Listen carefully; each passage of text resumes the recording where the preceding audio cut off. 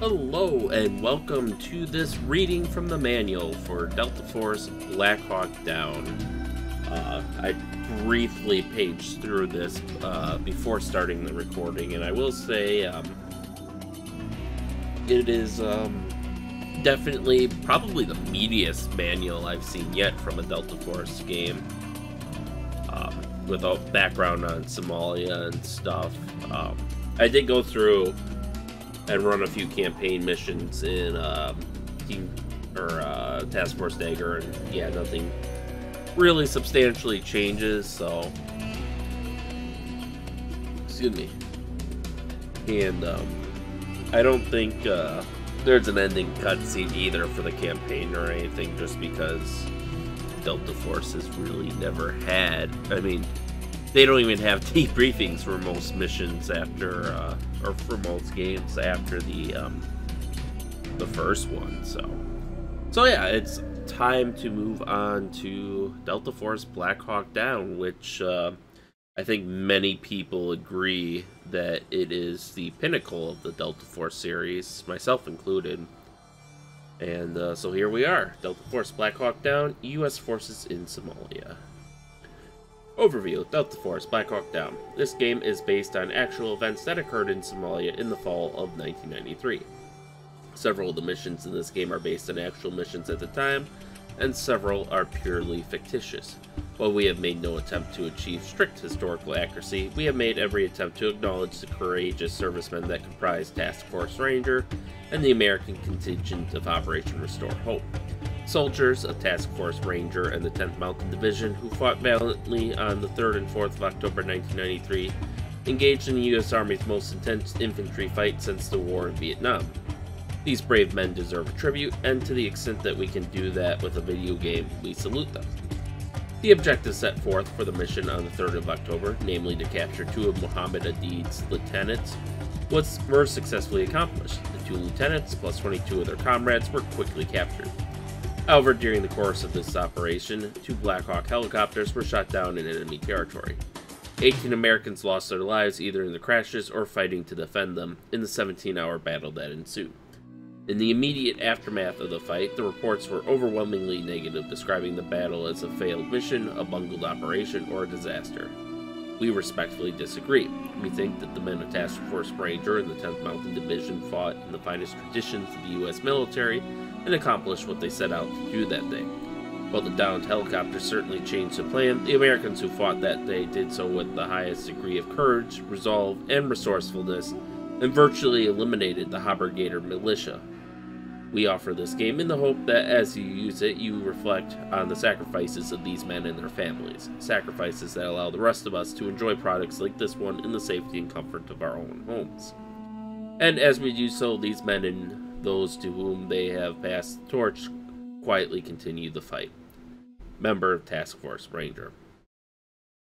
That's actually kind of a touching tribute. I like that. And here we can see cover table of contents with some pictures from Somalia. Cover story: a brief Somali history explores the crisis in the country.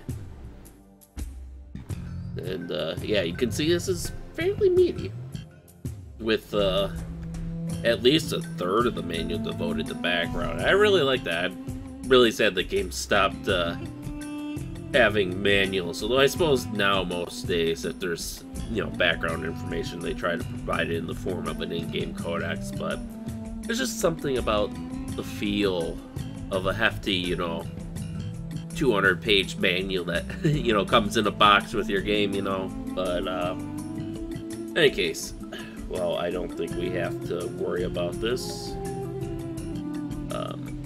In-game saves a little bit different key, but otherwise same as before.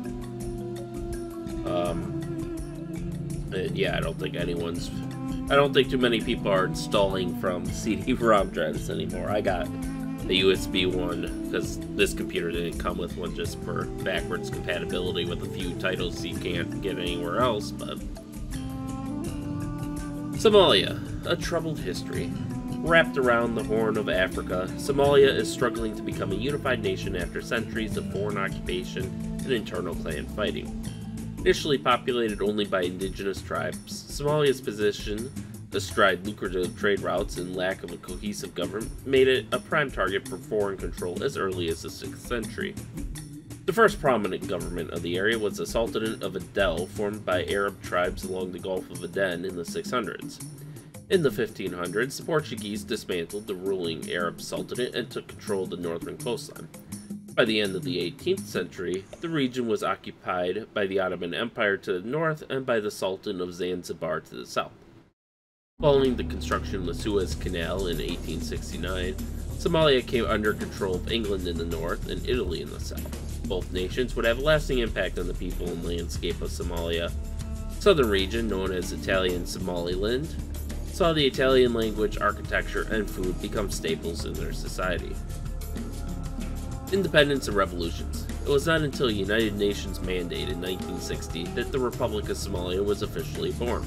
The celebration was to be short-lived, as only 9 years later, General Siad Barre would lead a military revolt to take control of the fledgling nation. The suspension of the constitution and the dissolution of parliament were some of the first orders carried out by his regime. Initially, Barre's rule was backed by the Soviet government as he attempted to modernize the country. Some reforms were enacted, but growing corruption, inefficiency, and bloody suppression of opposing factions overshadowed any progress. Following an unsuccessful Somali invasion of the Ogaden region of Ethiopia, populated by ethnic Somali, Barre lost the backing of the Soviets, who decided to aid the newly installed Ethiopian regime instead. Barre then turned to the United States for support. The US and Soviets were well entrenched in the Cold War by this point, and the US government was more than willing to ally with Barre in exchange for strategic military bases in the region. Over time, the opposition to Barre's brutal suppression of dissident groups rose. After years of bloody civil wars, Barre was forced to flee the country on the 27th of January 1991. None of the opposition forces were able to fill the power vacuum, and the Somali government collapsed. Amidst the chaos, rival clans fought for power, and the capital city of Mogadishu was split by factional boundaries. Famine, warlords, and the UN. By the end of the Siad Barre regime, Somalia had already endured years of famine caused by natural disasters and the continual fighting that made it impossible to plant crops. Humanitarian groups estimated that between January 1991 and January 1992, over 300,000 Somali died from starvation and 50,000 from factional infighting. In view of these massive losses, and despite continued fighting among the numerous armed clans in Somalia, the UN embarked on a series of missions to alleviate the famine and bring security to the region. The first phase of the operation, UNOSOM, United Nations Operation Somalia, began in April of 1992 and was supported by numerous UN member nations, including the United States. The US dubbed their contribution to the mission Operation Provide Relief. The humanitarian mission was immediately hampered by general lawlessness, looting, and multiple ruling factions throughout the country. The UN claimed that it had more than enough relief supplies, but was unable to get them to the areas where they were needed. To combat the armed militias and to provide security for the UN personnel, the United Task Force, UNITAF, was assembled. Approved by George H.W. Bush just weeks before leaving office, UNITAF was deployed with 28,000 U.S. troops and 9,000 more from other UN member countries. Given the U.S. name of Operation Restore Hope, UNITAF was considered a separate mission in Somalia and operated in concert with UNOSOM forces. It was planned from the beginning to be a temporary mission to restore order in the region. On the 4th of May 1993, UNITAF began the scheduled reduction of its force and merged with the newly formed UNOSOM-2. Command of the remaining troops was passed to UN control. The United States contribution to UNOSOM-2 was called Operation Continue Hope. 5th of June 1993. Though many clans in Somalia welcomed UN intervention, mistrust still gripped a few others who refused to sign onto the widely accepted ceasefire agreement. Some clans used starvation of their opponents as a weapon and saw the UN as a threat to their power base. This mistrust became more than evident when 24 Pakistanis delivering food were ambushed and killed by armed clan members on the 5th of June 1993. Were there any subtitles here? No. The UN was shocked, and an investigation determined that it was troops loyal to General Aidid and his Mogadishu-based Haber-Gator clan militia that were responsible. The UN declared Aidid the biggest obstacle to peace in the region. The US and President Bill Clinton concurred and deployed Task Force Ranger, TFR, to arrest Aidid.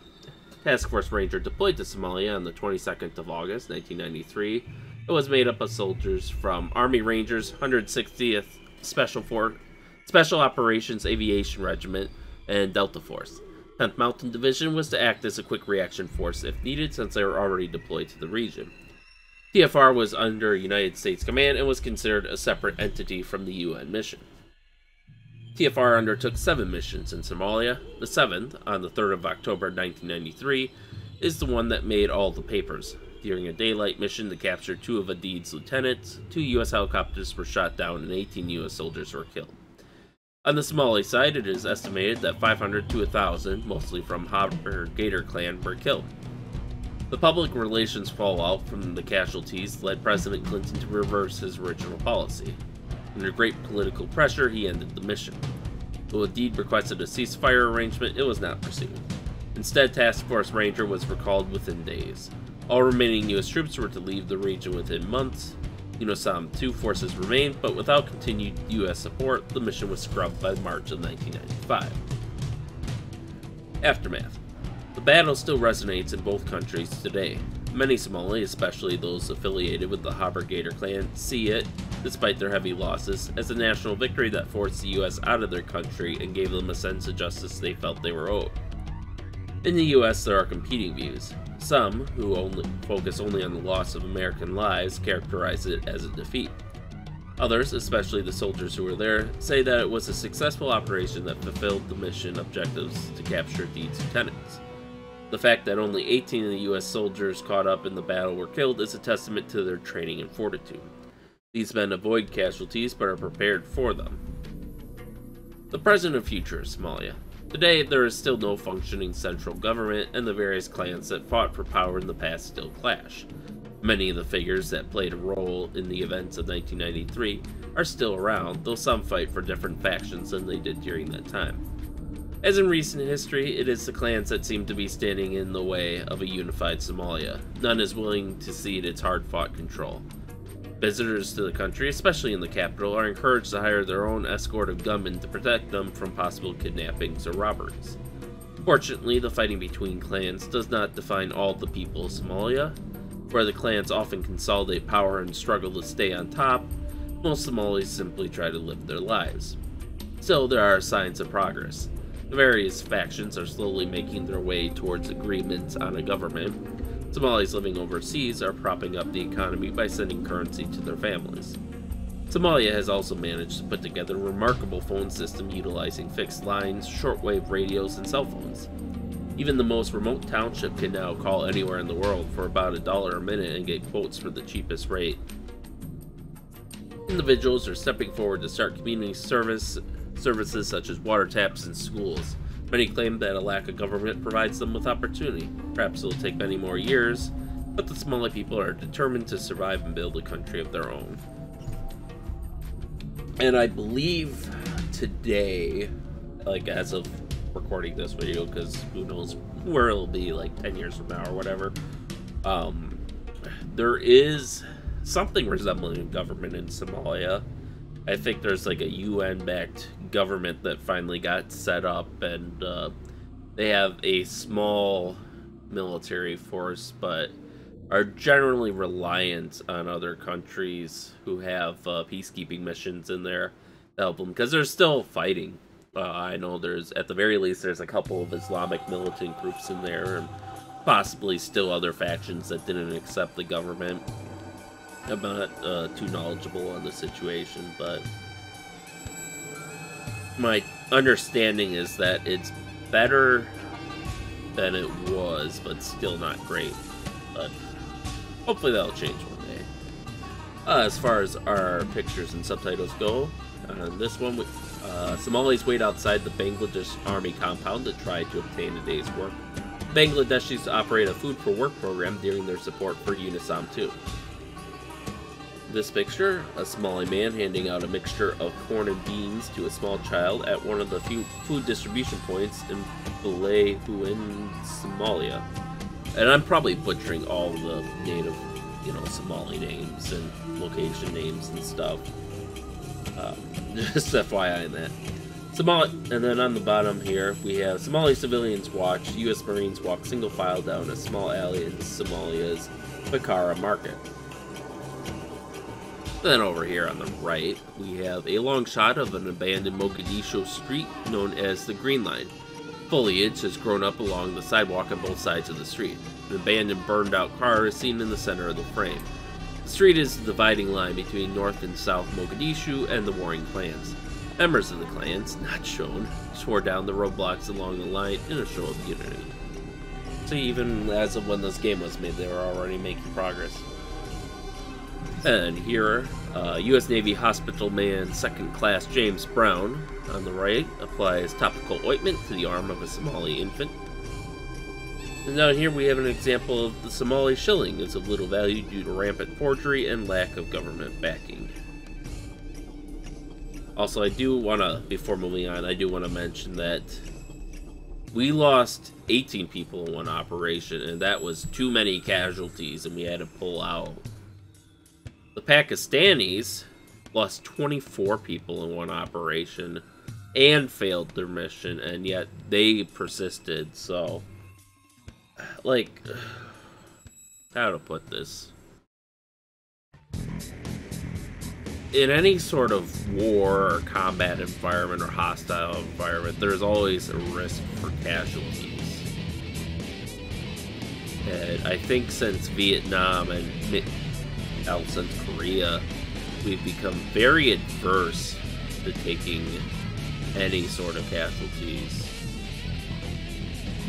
And to a certain degree, that can be a good thing, because obviously we don't want to take casualties, and so that should in turn come out as one, increased spending on training and equipment for our troops so they can be the best and have the best and fight with the best, as that can reduce the risk of casualties, but also just being smarter about where and when we intervene. But this was a humanitarian mission. I bet you those Somalis that we were getting food to were grateful for our presence there. Grateful that we were tearing down the Brigade, because, like it says here, and even on Wikipedia, which, has its official sources and whatever, I remember reading there, 500 to 1,000 killed. That's a pretty big chunk. Another operation or two, and they might have had them brought to their knees. It's a combat mission. There's always a risk of casualties on a combat mission. There's always a risk of shit happening. So, I almost feel like pulling out, dishonors their sacrifice. They're fighting to bring peace and stability, and it's like, oh, they died, so fuck them. It's just... I could probably go into a whole rant about that, so I'm not gonna do that anymore here. Instead, we are going to go on with I guess I gotta go out of full screen mode here, but where's my mouse? There we go. Are they? Oh, that's probably what I want, right? Ooh, night mode. Wow, it didn't do anything. Hooray! But here we go. Rotate this, put this back into full screen for a little bit. So here we have Somalia, land divided. Got a couple. We have obviously Ethiopia here to the left, to the west.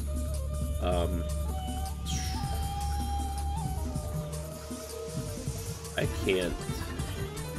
Tanzania maybe there in the southwest. Little Russ. Africa is like my one big weak spot in geography, just because, no disrespect to Africa, but it hasn't really been that relevant to politics and diplomacy and military conflicts in the last century.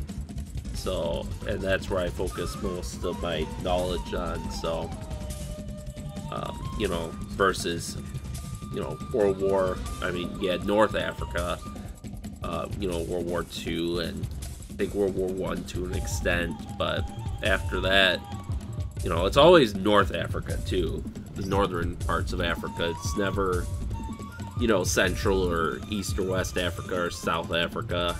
I mean, South Africa did have their own little war, but here we can see there's multiple different provinces, and then they have this like a population overlay here where we see.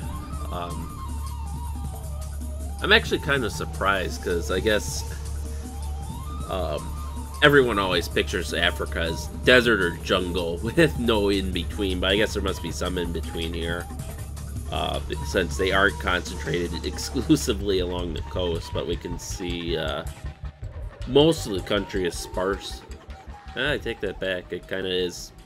I mean, it reaches out in from the coast, but we see, you know, this area, this tan is sparsely populated. The green is virtually uninhabited, so those probably are tracts of desert or rocky areas where you can't grow anything or mine anything, and then we have the major population centers, mostly in the south, it seems. Because up north, there's not much. We have, it looks like, the town of Salak and Berbera, and then Hargeisa, and Borao, and Baki, and that's, you got this strip of land, this little strip, and that little strip, and that seems to be it for the north. Even this town of Maida, they, is in the sparse, the virtually uninhabited zone, so I don't know what's up with that.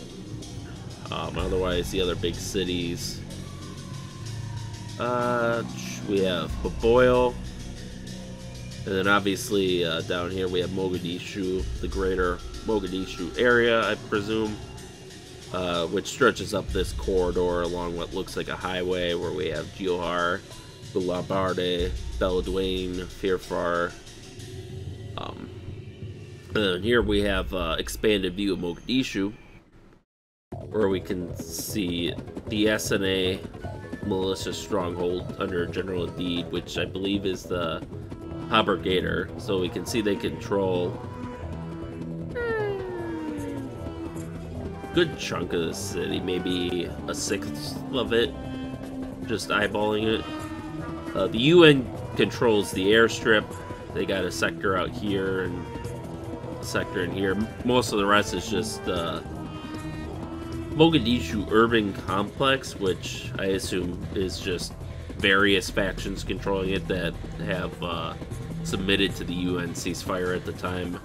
Then open land with possible squatter huts, which isn't very descriptive, but I believe most of the missions in the game, I know there's some, like the very first mission is in a seemingly remote area, but I believe most of them take place in the Shabelha Dehe province,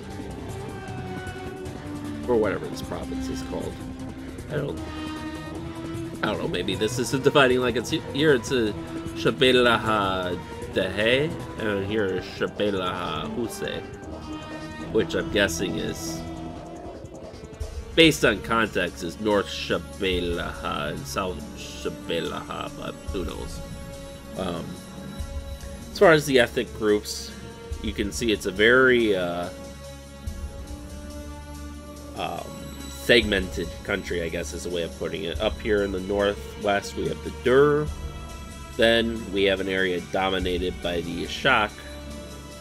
And then to the northeast and the southwest, they have the Durad, which makes up the third largest group, with the Ishak being the second largest. Then in Somalia, we have a mix of, it looks like the Dur and the Alaya, or Aya.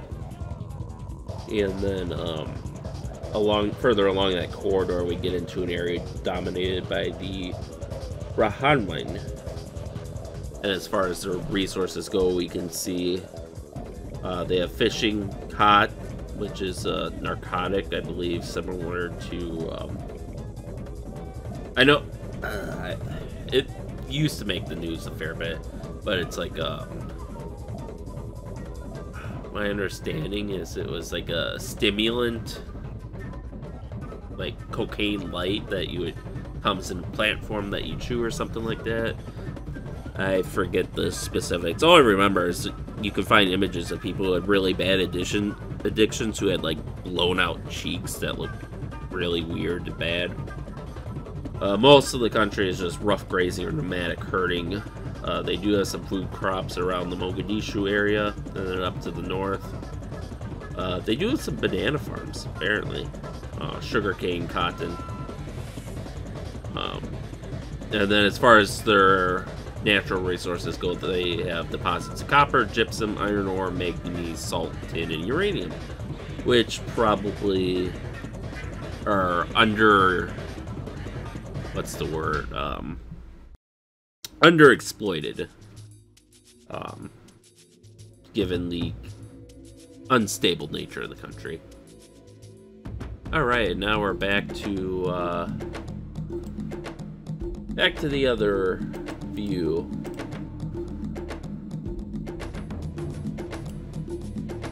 Alright, main menu. Oh, we have a nice timeline of UN involvement down here. April 24th, 1992, UN approves unarmed observers to monitor ceasefire. August 15th, 1992, UN relief mission begins.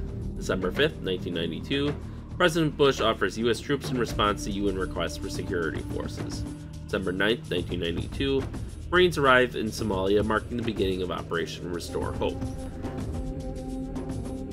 December 13th, 1992, 10th Mountain Division arrives in Somalia.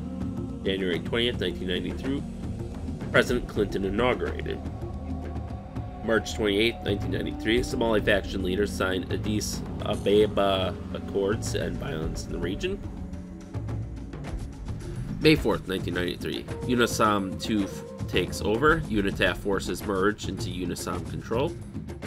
May and June of 1993, U.S. reduces its forces to 1,200 combat and 3,000 support personnel. June 5th, 1993, 24 Pakistani soldiers killed by Adid's militia. June 17th, 1993, Admiral Howe orders the arrest of Adid. So main menu, I mean, I don't think we need much instruction here. I will say as far as graphics and difficulty, I've maxed out the graphics as much as I can, but the game seems to I've gone a bit past what the game will let me do by editing the config file, but more drastic edits I've tried to make to the config file, the game just reverts. So they're as high as I can make them, but if anyone knows, but they have some weird behaviors too, like above a certain resolution, anti-aliasing support just gets turned off. So I have tried to max them out, and they are a big improvement over the previous Delta Force titles on resolution alone. So, but if anyone has any tips on how to force it to max out and not, you know, revert back, do please feel free to leave a comment about that. I don't know how much it'll actually improve versus what I have it at now, because what I have it now is certainly probably better already than when I was playing this as a kid. So but Delta Force doesn't officially exist. More menu stuff. Alright, timeline of UN and US involvement in Somalia, April 92 to March 95. Mid-June, UN and US forces attack various Adid targets. July 12, 1993, US attack Haber Gator meeting with missiles. August 8, 1993, 4 US MPs killed by remote detonated mine. August 22nd, 1993, Task Force Ranger deploys to Somalia. September 1993, former President Carter enters into talks with Adid. U.S. forces are not informed. September 15th, 1993, U.S. Black Hawk shot down, killing 3. October 3rd, 1993. TFR captures 24 Hopper Gator members in a firefight that claims 18 U.S. and 500 to 1,000 Somali lives. October 7th, 1993. Clinton cancels hunt for a deed. Calls for removal of all U.S. troops. October 14th, 1993. Pilot captured by Somalis on the 3rd is released. March 25th, 1994. Last U.S. troops leave Somalia. March 1995. Remaining UN troops leave Somalia. Alright, and this is just giving us, again, some more menu option credits. We do get, some definitions. Op-ord, operational order. Frago, fragmentation order. So those are going to be our menu briefings. They do change from the stylized interface of previous games to basically paper on a clipboard, instead of having like the map and the text box and stuff. So probably a bit more realistic for what they were briefed on, though they probably also had a whiteboard. Tells you goals. We actually get after action reports, which doesn't really give you, it might give you 1 or 2 lines about good job, you did your mission, but most of it is just statistics, time taken, kills, saves, that sort of thing. U.S. forces in Somalia. The men, weapons, and equipment. During operations provide relief, restore hope, and continue hope, the United States deployed numerous units, each with specific goals and abilities to Somalia. Wow, that's going to be hard to read. By the time U.S. forces pulled out of the region, soldiers from groups such as Navy SEALs, Joint PSYOP Task Force, 101st Airborne, the Marine Expeditionary Unit, and many more had played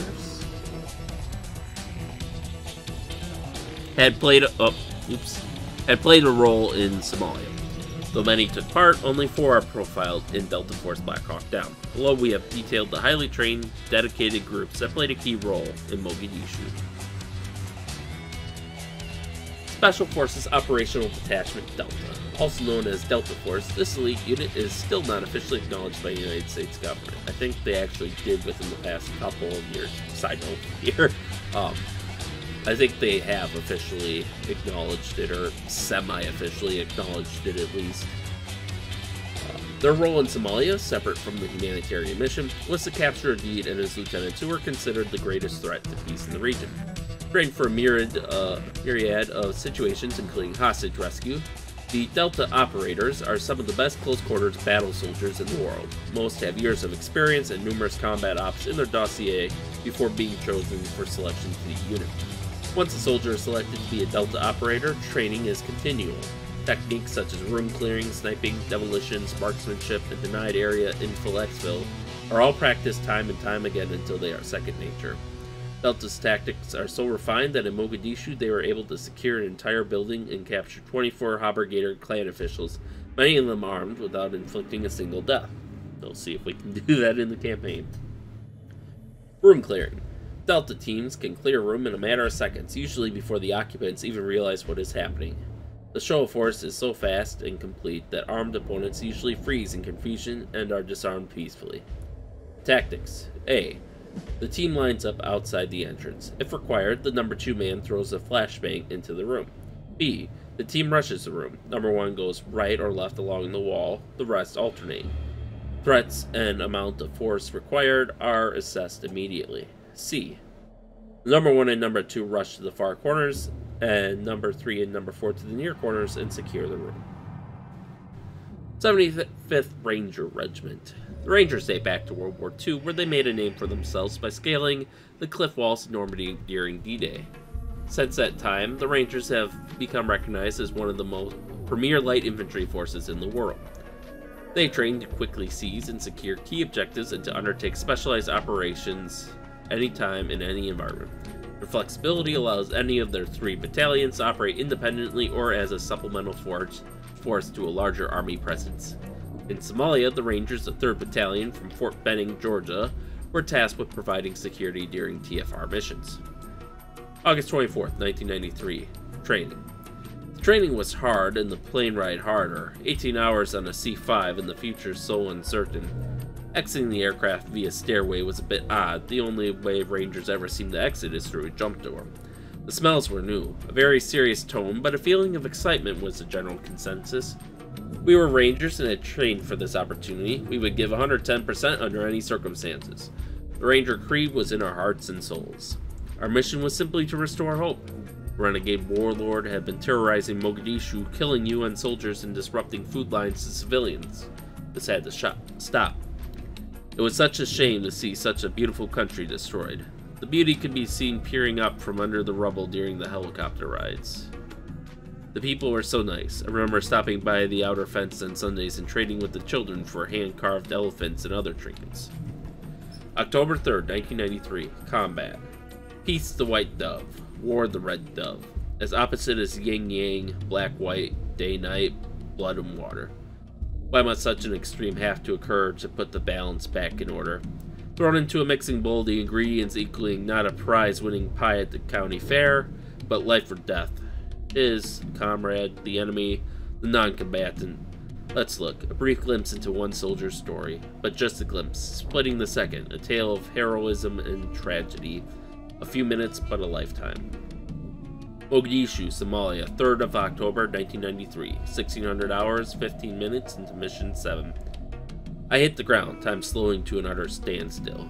Regained momentum as quick as a bullet exiting the muzzle of a rifle. There was sporadic gunfire all around us. We ID'd the target building. In the same instant, RPGs, rocket-propelled grenades, start going off everywhere. Explosions amongst us. One of the birds, helo choppers, a thing of gray, shot out of the air as a quail pursued by some hidden hunter. Is this real? Is this some sort of dream? Am I here? I am. Snap back into reality. Change of mission. Secure the crash site. Rescue all personnel. It shall be done. No questions asked. Zero hesitation. Automatic function taking over. I looked back and observed Sergeant First Class Watson yelling at Sergeant Holst to provoke him into advancing down the alley to link up with Chalk 1. We do as ordered. I am watching underneath the gate of the target building to make sure no enemy will escape. I think to myself, another mission I won't get to fire my saw, and I could never have been more wrong. It hadn't hit the fan yet. They hadn't even turned the fan on yet. What a lovely place. Monday, October 4th, 2002. Letter home. Short note. Mail going out in about 1 minute. Got shot in the arm. Just grazed though. We'll be okay. Still in country, Somalia. All hell broke loose on the 3rd. We kicked ass with what we had. One person in my PT was killed. 2 in my squad were wounded. I think PT is platoon, though if anyone knows for sure, please do let me know in the comments. We'll write again soon. And I am upping my military life insurance to $200,000. Love, John M. Collett. Rangers lead the way. Here we can see some Rangers, obviously, ribbon or patch from the 3rd Ranger Battalion. Room clearing techniques here, and a picture of a hypothesized, I guess since they're unofficial, quote-unquote, Delta Force operator here. 10th Mountain Division, Light Infantry.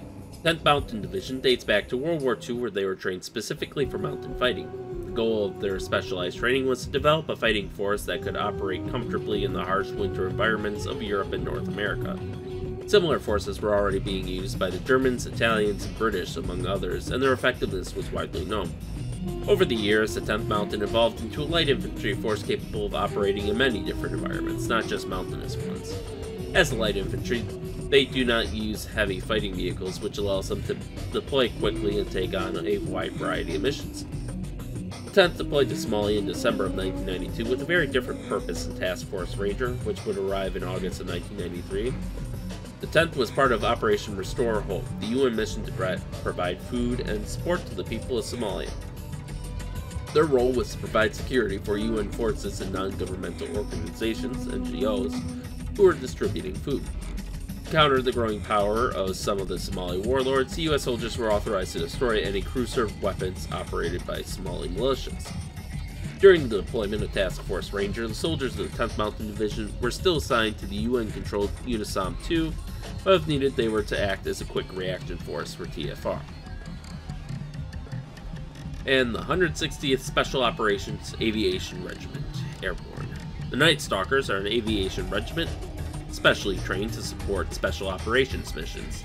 They fly MH-60 Blackhawks, MH-47 Chinooks, and MH-6 and AH-6 Little Birds in support of special operations forces such as Delta Force.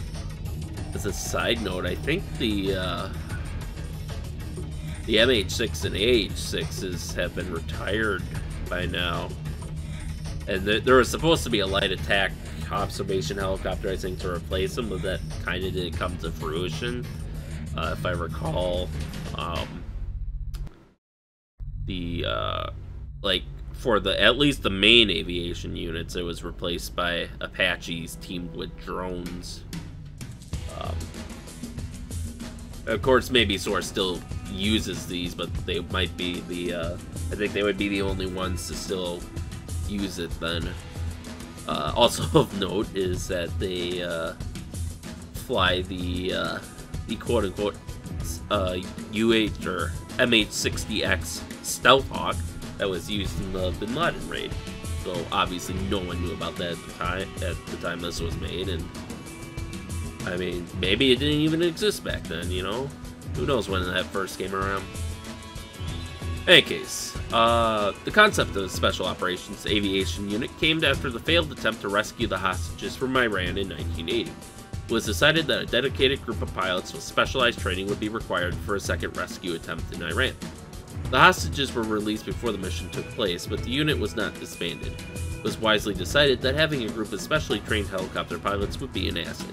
Eventually, the 160th was officially formed and trained tirelessly to support the highly dangerous and dynamic missions required of the military and special operations forces. The 160th derived its nickname Night Stalkers from their night flying techniques, which they pioneered. Utilizing night vision goggles and modified cockpit displays, the Night Stalkers are able to fly in complete darkness as if it were day. The 160th deployed to Somalia as a part of Task Force Ranger. Their duties included transporting soldiers to their objectives and providing fire support. Many of the men caught in the fighting in Mogadishu on the 3rd of October credit their survival to the critical fire support provided by the 160th. So here we see airborne patch, Army airborne patch, and here we have a Mountain Division patch, and obviously a Mountain Division soldier there. Weapons, the tools of the trade. Pictured here, we see the Car-15 Colt 5.56mm assault rifle with an M249 grenade launcher under barrel. The M249 Saw 5.56mm light machine gun. The M16A2 Colt 5.56mm assault rifle with under barrel M203 grenade launcher. And the M21 7.62mm sniper rifle. Delta Force operatives have more flexibility when choosing weapons for a mission than the other forces that served in Somalia. The weapons most often chosen, however, are known for their reliability and accuracy. Soldiers serving with the 10th Mountain Division or in the Rangers are assigned weapons based on their role in the mission. Loadout. Before a mission, you will be able to alter your weapon loadout. Single-player missions allow only mission-specific weapons to be chosen, while multiplayer games will let you choose weapons based on the character speciality you pick. To access the loadout screen, press the change loadout button and use the arrows to make your weapon selections. Most multiplayer maps will also let you alter your selections if you are inside an armory. Assault rifles. Car-15 Colt 5.56mm assault rifle. First used extensively in Vietnam, the Car-15 soon became a standard rifle in the U.S. Army. It is lightweight, full automatic, and more maneuverable than the M16, making it the preferred assault rifle for Delta Force. The only downside is that the shorter barrel reduces accuracy, which, from my understanding, is mostly an issue beyond 200 to 400 meters. Ammo type 5.56mm, rounds per magazine 30, rounds carried 300, muzzle velocity 990 meters per second, rate of fire 11.6 rounds per second. M16A2 Colt 5.56mm assault rifle. The M16A2 has been in wide use by the armies of over 30 countries since its introduction to the U.S. Army in 1957. The A2 version is more accurate than its Vietnam-era relatives and is more durable as well. Heavier than the weapons carried by Delta and Rangers, the M16 has two fire modes, single and 3-round burst. Ammo type, 5.56mm, rounds per magazine, 30, rounds carried, 300. Muzzle velocity, 990 meters per second, rate of fire, 11.6 rounds per second. So as you can see, as far as the game is concerned, they're identical. And honestly, I noticed that even as a kid, where it's like, well, the M16 should be more accurate, but it never seems to matter if it is even modeled in the game. M203 grenade launcher. This single-shot breech-loading launcher is mounted under the barrel of various weapons, such as the M16 and Car-15. Fires a single 40mm low-velocity grenade round. Sniper rifles. M21 7.62mm. This semi-automatic sniper rifle is fitted with a medium power scope that is adjustable to allow for accurate sniping from helicopters and moving ground vehicles. Introduced in 1969 as the XM21, it was initially used in the Vietnam conflict as an upgrade from the M14. It was fielded with a hardwood stock and later replaced with fiberglass. The semi-auto fire allows for faster acquisition and firing, but sacrifices the accuracy of a bolt-action rifle. Ammo type, 7.62 by 51mm. Muzzle velocity, 777 meters per second. Rounds per magazine, 20. Rounds carried, 200. Rate of fire, 2 rounds per second. M24 Sniper Weapon System, is that what SWS stands for? 7.62mm. This bolt-action sniper weapon system has been a standard in the military since it was designed to replace the M21. It was built to be a weapon with increased range and accuracy over its predecessors, and that's all they say. Ammo type 762 by 51mm. Rounds per magazine, 6. Rounds carried, 180. Muzzle velocity, 792 meters per second. Rate of fire, 0.6 rounds per second. Mcrt 300 Tactical. This Macmillan bolt-action sniper weapon is chambered for the Winchester 300 Magnum round, giving it excellent accuracy and damage upon impact. The Mcrt also boasts one of the best accuracy ratings of all the sniper rifles. Ammo type, 300 Magnum. Rounds per magazine, 4. Rounds carried, 180. Muzzle velocity, 911 meters per second. Rate of fire, 0.6 rounds per second. Beretta M82A1 50 cal. The Beretta M82A1 is actually considered to be an anti-material weapon designed to stop armored personnel carriers and the like. Its 50 caliber bullet is effective against many light-skinned vehicles and structures. Its weight makes it extremely hard to deploy in traditional sniper missions, however, so it is not often used except when it will not have to be moved very much. The accuracy of the Beretta is limited only by the ammunition used. At the best times, it boasts a 1 MOA minute of angle accuracy and a range of 1800 meters. Ammo type 50 BMG. Rounds per magazine 10, rounds carried 100. Muzzle velocity 853 meters per second. Rate of fire 1 round per second. Machine guns. M249 Saw 5.56mm machine gun. The M249 Saw, squad automatic weapon, has been a standard feature of the fire team since the mid-80s. Its ability to lay down high amounts of reliable, accurate fire have made it indispensable. Typically, one saw is issued per 6-man team and requires only one soldier to operate. It is able to fire from 30-round M16 magazines or 200-round drum magazines utilizing belt-fed disintegrating metallic links. Ammo type 5.56mm.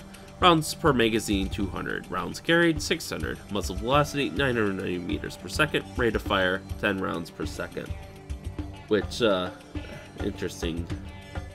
That's actually lower than the assault rifles.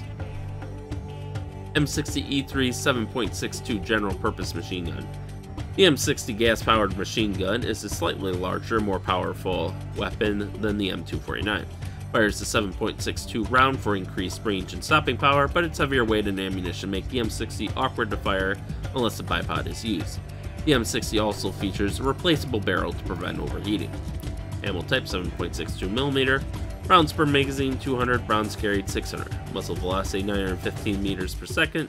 Rate of fire 8.33 rounds per second. Here we have M9 Beretta 9mm pistol, the MP5A3 H&K 9mm SMG, the Colt M1911A1, XM84 stun grenade, and M8HC smoke grenade, M67 Fragmentation Grenade, and the trusty combat knife. M240B. The M240 is a standard machine gun in many NATO countries where it is called the FN Mag 58. The 240 is often mounted on a vehicle with a twin handle and thumb actuated trigger. For handheld use, a rifle stock and standard trigger mechanism are used. There is no selective fire on the M240, it can only be used for fully automatic fire. The M240 is known as one of the most reliable machine guns in use today. Ammo type 7.62mm rounds per magazine, 200 rounds carried, 600. Muzzle velocity 853 meters per second, rate of fire 12.5 rounds per second. Other weapons. Remington 780 shotgun. Used for breaching doors in extreme CQB, this 12 gauge has high stopping power in close, but loses force with range. Not accurate, but good coverage close in. Delta operators usually replace the stock with a pistol grip and shorten the barrel to make it easier to carry as a secondary weapon. Ammo type, double-aught buck, rounds per tube magazine, 7 rounds carried, 14. Muzzle velocity, 388 meters per second, rate of fire, 2 rounds per second. MP5A3 Heckler & Koch 9mm SMG. Currently the world's most popular submachine gun, the MP5 was used primarily by the 160th Saw pilots as personal sidearm. Fires a 9mm round that reduces its stopping power but is very accurate. The SD variant is fitted with a suppressor. Ammo type 9mm, rounds per magazine 30, rounds carried 300. Muzzle velocity 285 meters per second, rate of fire 13 rounds per second. Colt M1911A145. High-power sidearm preferred by Delta operators for its reliability and stopping power, the Colt M1911 has armed the United States military since 1911. The design, including grip and trigger, was standardized in 1926 and remains unchanged. The pistol is extremely accurate when used for single shots. Ammo type 45 automatic, rounds per magazine 7, rounds carried 28. Muzzle velocity 253 meters per second, rate of fire 4 rounds per second. The M9 Beretta 9mm. The M9 is the standard sidearm of the U.S. Army. Used by the Rangers, the higher capacity and accuracy during rapid fire makes this weapon more manageable than the 45. Ammo type 9mm, rounds per magazine 15, rounds carried 30. Muzzle velocity 341 meters per second, rate of fire 4 rounds per second. AT-4. A light anti-armor rocket, the AT-4 is a portable shoulder-fired rocket launcher, firing an 84mm unguided rocket. The AT-4 is capable of penetrating 400mm of rolled homogeneous armor. Fixed weapons. M250 caliber machine gun. A single-barrel machine gun, the M2 has a rate of fire of 550 rounds per minute. It's been in use since World War II and can be found mounted on vehicles and aircraft throughout the world. M134 7.62mm minigun. This weapon is most often found mounted on helicopters. It utilizes a rotating set of 6 barrels to achieve an astonishing 6,000 rounds per minute, though it is usually set to 2,000 or 4,000 RPM in crew-served applications. Mark 19 40mm grenade machine gun. This weapon can fire at a rate of 350 rounds of 40mm grenades per minute. Explosives. M67 Fragmentation Grenade. When thrown, the delayed fuse inside the M67 detonates 6.5 ounces of high explosives. The resulting high-velocity shrapnel can cause casualties out to 15 meters. XM84 Stun Grenade. The XM84 flashbang is specifically designed to disorient and distract hostile forces in a non-lethal manner. The grenade produces a blinding flash of light and a noise that temporarily confuses those in its immediate area. And M8 HC Smoke Grenade. This grenade produces large clouds of thick, opaque, white smoke. It can be used to prevent line of sight during movement or to mark a location for fire support or rescue teams. Equipment. AN-PVS-7B Night Vision Goggles. These light-enhancing goggles enable the wearer to see in low-light situations or in total darkness with a built-in infrared illuminator. To activate the goggles, press the N key. Binoculars. Binoculars allow the user to get a magnified view of the field and give a wider view than weapon scopes. Drawback is that you will not be able to fire while using them. To use the binoculars, press the B key. Radio detonator, which, wow, they didn't cover satchel charges. After you lay down one or more satchel charges, you can detonate them with this remote device. Press the 8 key and press the fire button to detonate. If you lay down multiple satchels, they will all detonate simultaneously. The Armory. In multiplayer maps, you'll have access to armories. They appear on your map as a green A inside a circle.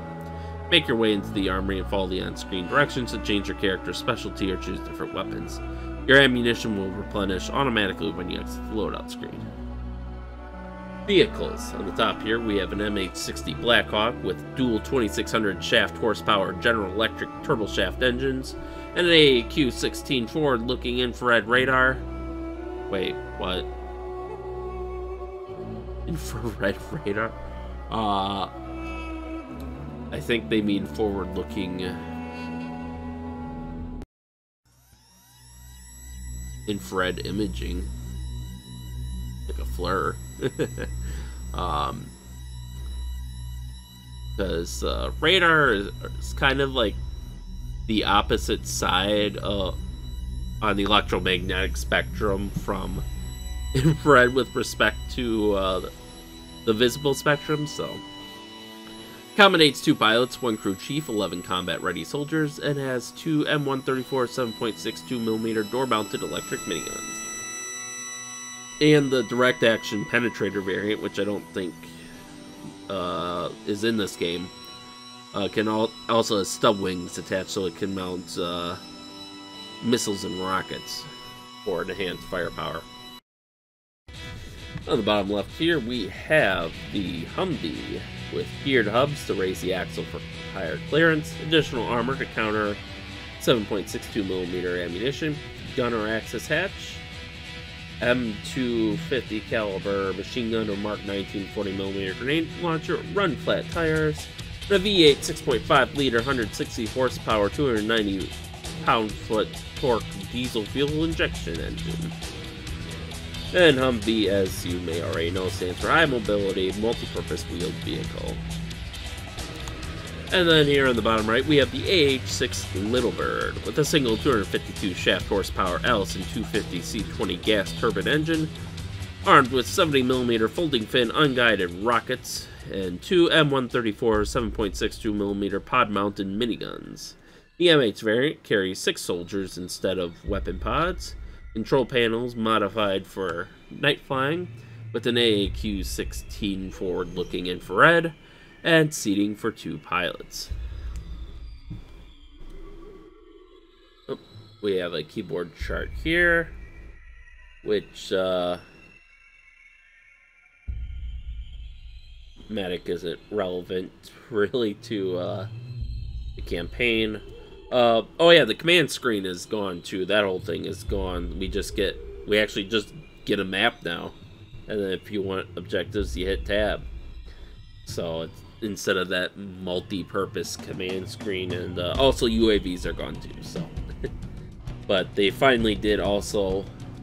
You can see they continued their move to the WASD side of things, and even made their stance keys more same with ZXC instead of the old style keys here, which they have on this side of stand, crouch, prone. And some camera controls that I didn't know about. Single player only.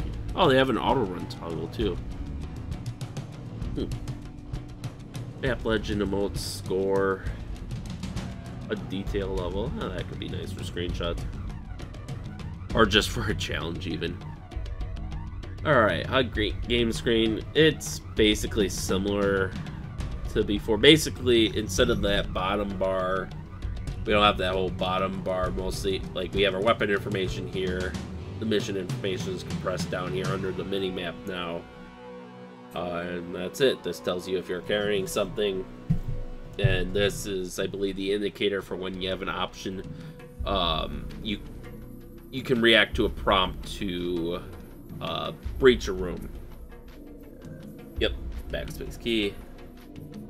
So yeah, very simplified, more in line with changes in first-person shooters at the time. You know, getting to the modern first-person shooter look here. Oh, big thing, iron sights are finally in.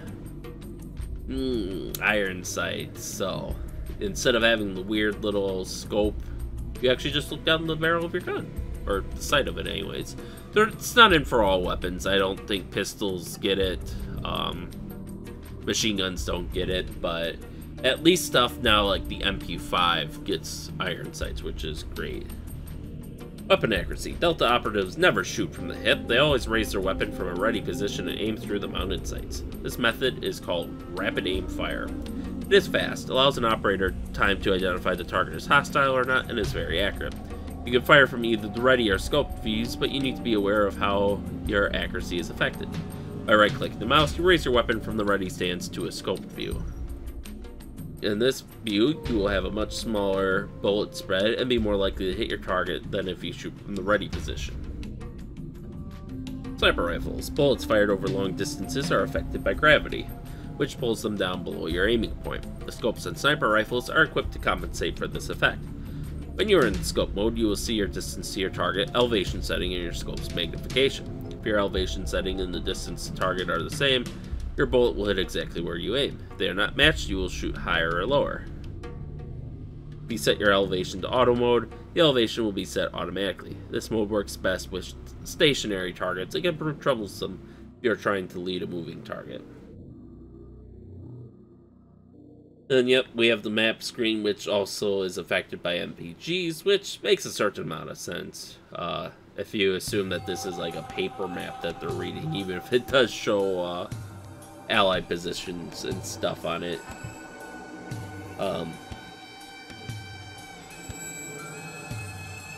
Basically, this is just saying we can order room takedowns, and we can also order grenades to be thrown. You can kind of see the team commands here. Throwing grenades, we can cook grenades now. So basically this lets you use, instead of having the concussion / time grenade, delay grenades, or the frag / instant blow grenades, you just have regular ass grenades now. And you can throw them and get that right away and get the time delay effect, or you can cook them a little and then throw them and get more towards the instant explosion effect. So, steel body, filler 6.5 ounces of composition B, fuse M213, weight 14 ounces.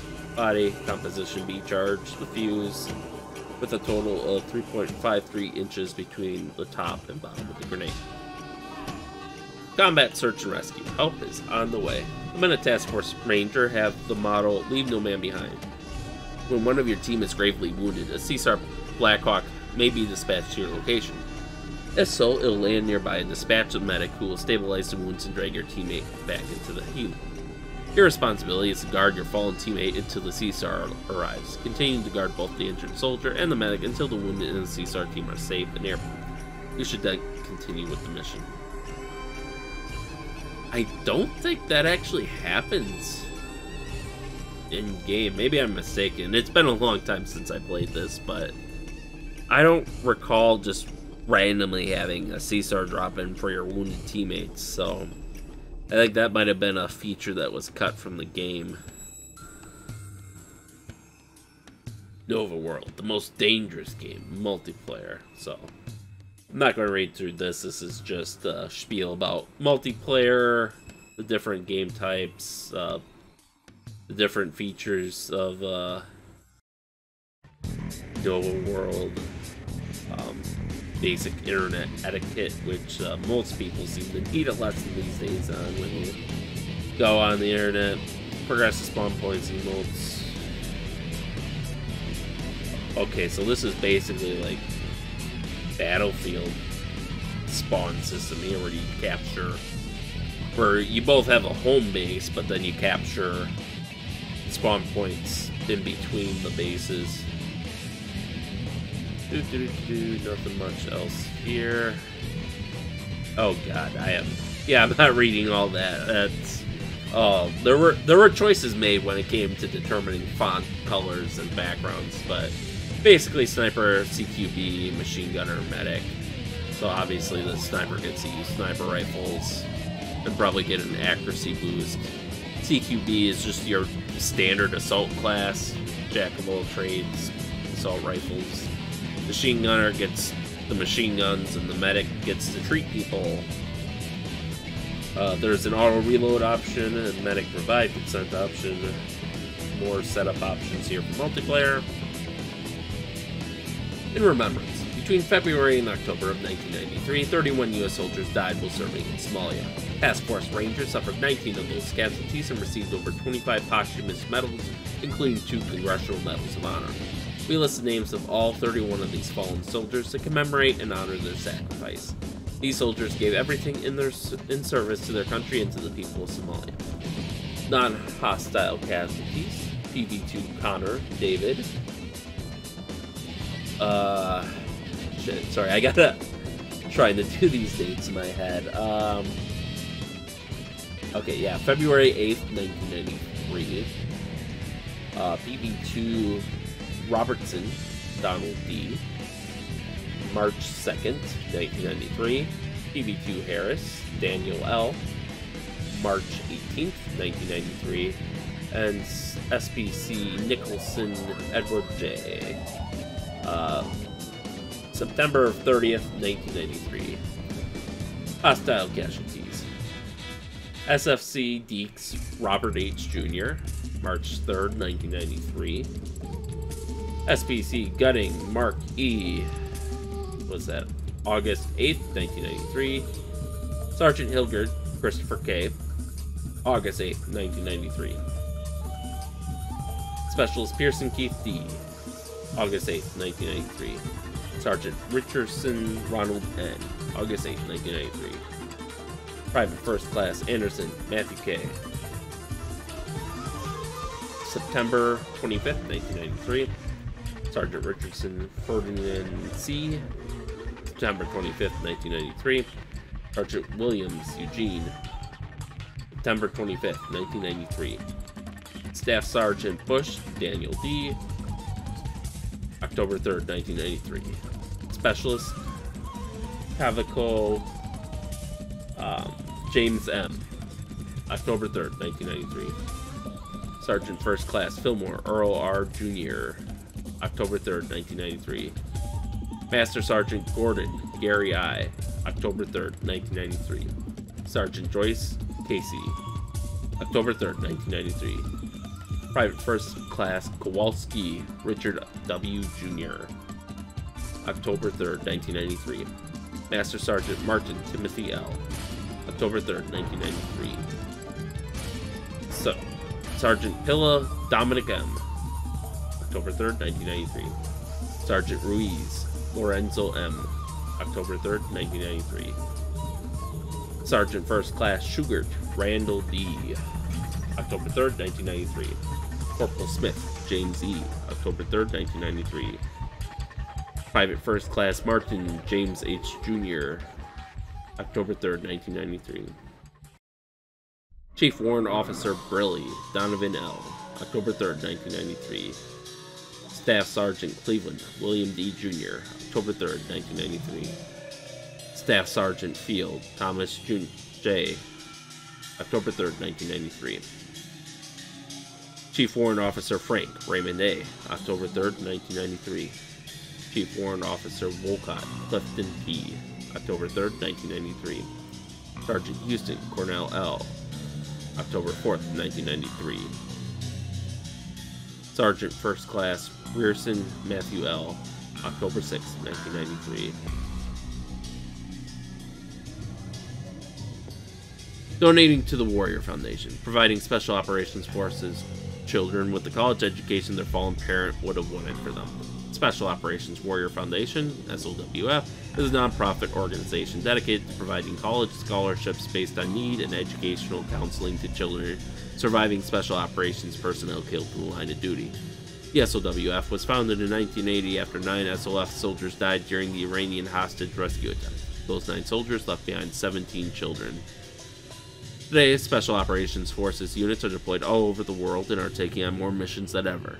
This means that the number of children needing assistance will most likely rise greatly in the near future.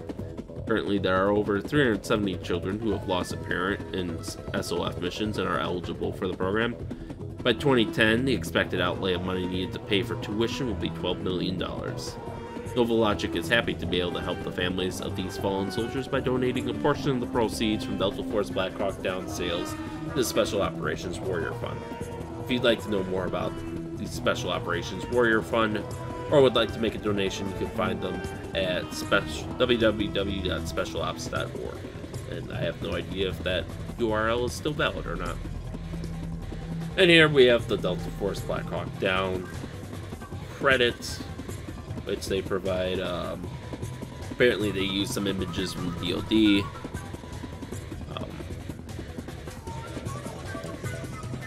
Leave them up on screen for a moment. Probably see them in game too, because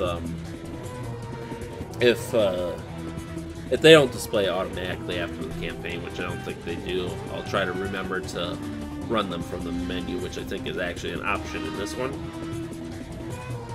Legal provisions, yada yada yada. Technical support, which you can. Okay, that's not the pay for hints line. That's actual technical support. And you just called the phone number and got someone. Funny how things worked back in the day. Oh, okay, so they didn't just scan this in. They like tried to make this as a document back in the day, because you can see this is when I switch back, you can see there's a full image there, and then it overlays this, and then it overlays that. That's kind of interesting. This is just an advertisement on the top for Joint Operations, which is basically Joint Operations was basically Novalogic's take on Battlefield. It was entirely multiplayer focused. Fictional setting in Indonesia, where part of the country was taken over by rebels. I don't know the full story. I do know it got some expansions.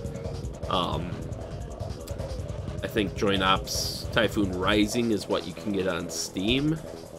And that includes, basically, they added a single-player campaign of sorts as an expansion. Presumably, as I imagine, people complained about the lack of single-player when it came out, because that was the age where that was, like, almost unfathomable outside of MMOs. And on the bottom right, we see an advertisement for the expansion pack of Delta Force Black Hawk Down, which I guess they were advertising on the manual that shipped with the game. So, and apparently they're both slated for a 2004 release. And yep, that is it. So next week we will dive headfirst into the game, but until then, thank you all for watching and stay safe out there, and see you next time.